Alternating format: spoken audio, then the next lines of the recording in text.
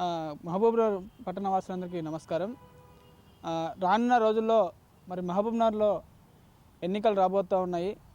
ఈ సందర్భంలో మరి మహబూబ్నగర్లో 60 డివిజన్లు ఉన్నాయి. ఈ 60 డివిజన్లలో కూడా మేజర్గా బీసీలకు ఈ డివిజన్ వైజ్గా బీసీలకు పదవులు ఇవ్వాల్సిందిగా కోరుతూ ఉన్నాము.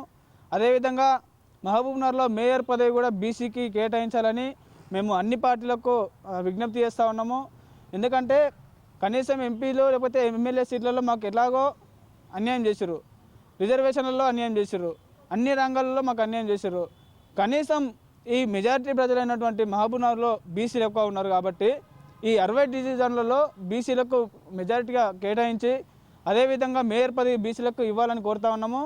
లేని ఏడల ఆల్రెడీ టీఆర్ఎస్ ప్రభుత్వం చూసారు, కాంగ్రెస్ ప్రభుత్వం చూసారు, బీజేపీ కేంద్ర ప్రభుత్వం కూడా ఈ పరిపాలన మొత్తం చూస్తూ ఉన్నారు, గమనిస్తూ ఉన్నారు. బీసీలు రానున్న రోజుల్లో ఇలాంటి పదవులు మరి బీసీలకు కేటాయించకపోతే కర్రు కాల్చి వాత పెట్టడం ఇది ఖచ్చితమని మీకు విజ్ఞప్తి చేస్తూ ఉన్నాము. కాబట్టి మీరు దీన్ని దృష్టిలో పెట్టుకొని బీసీలని మెదడులో పెట్టుకొని బీసీలకు న్యాయం చేయాల్సిందిగా కోరుతా ఉన్నాము. అదేవిధంగా మరి మొన్న స్థానిక సంస్థల ఎలక్షన్లో బీసీలకు మెజారిటీగా మీరు ఏ మాత్రం 42% రిజర్వేషన్ ఇవ్వకపోయినా కూడా బీసీలు మెజారిటీగా మీరు పదవులు ఇవ్వకుండా కూడా ఇండిపెండెంట్గా గెలిచిన దాఖలాలు ఉన్నాయి. దీన్ని మీరు దృష్టిలో పెట్టుకోవాలి.